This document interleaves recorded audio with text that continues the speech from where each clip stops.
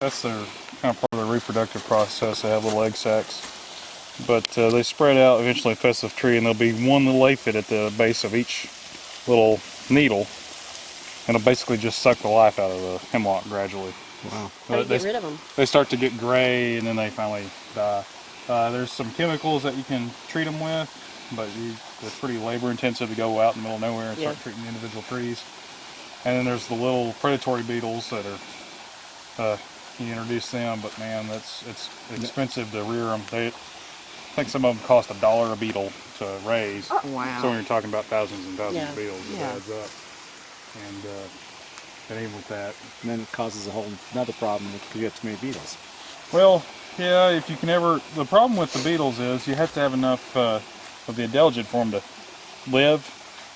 So you have to wait till the infestation is really bad, and to reach stasis, you're going to have trees dying left and right, and it's just going to be, well, we're losing our hemlock forest. There's just no way around it. It's not going to be the same. That's what they're doing in the Smokies. Yeah, they're In around Cosby. In that yeah, area.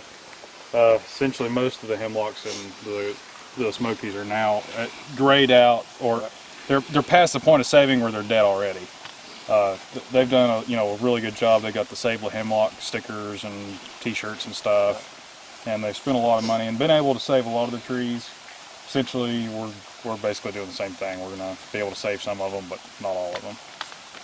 Unfortunately, so much of they're really important species because they cool the water from being shade, and it also their root system pretty much acts like a filtration system.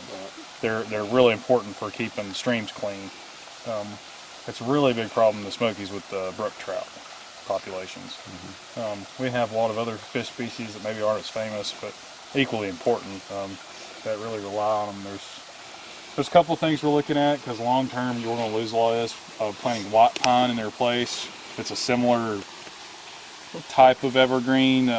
It's not the same thing, but